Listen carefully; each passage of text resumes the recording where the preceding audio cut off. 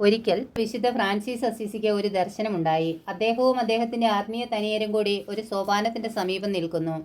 ആ സോപാനത്തിന്റെ ഉച്ചിയിൽ നമ്മുടെ കർത്താവ് സിംഹാസനാരൂഢനായിരിക്കുന്നു. വിശുദ്ധ ഫ്രാൻസിസും അദ്ദേഹത്തിന്റെ ആത്മീയ സുതരും കൂടി ആ സോപാനത്തിലൂടെ മിശിഹായുടെ പക്കൽ അണയുവാൻ വളരെ സമയം പരിശ്രമിച്ചു.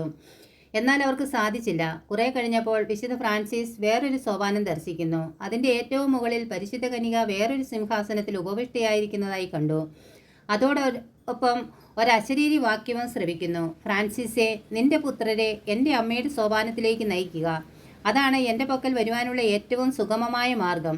അതെ, ഈശോയിലേക്ക് മറിയം വഴി എന്നതും സഭാപിതാക്കന്മാരുടെ മുദ്രാവാക്യമായിരുന്നു. ലൂർദും ഫാത്തിമായും വിശ്വവ്യാപകമായ നിത്യസഹായ മാതാവിൻ്റെ ഭക്തിയും അതല്ലേ നമ്മെ അനുസ്മരിപ്പിക്കുന്നത്. ലോകത്തിൻ്റെ നാനാഭാഗത്ത് എത്രമാത്രം ജനങ്ങളാണ് പരിശുദ്ധ കന്യകയുടെ അനുഗ്രഹങ്ങളാൽ ചൈതന്യം പ്രാപിക്കുക. പ്രാർത്ഥന.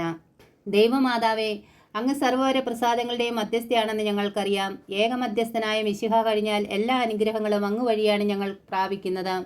ദൈവം അവിടുത്തെ അനുഗ്രഹങ്ങളുടെ നിക്ഷേപം അങ്ങേ ഫലമേൽപ്പിച്ചിരിക്കുന്നു. അങ്ങ് ആഗ്രഹിക്കുമ്പോഴും ആഗ്രഹിക്കുന്ന വിധത്തിലും ആഗ്രഹിക്കുന്നവർക്കും പരിശുദ്ധാത്മാവിൻ്റെ ദാനങ്ങൾ നൽകുന്നു.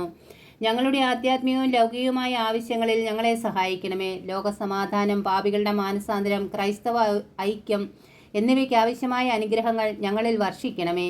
സുഹൃതജപം. നിത്യസഹായ മാതാവേ, ഞങ്ങൾക്ക് വേണ്ടി അപേക്ഷിക്കണമേ.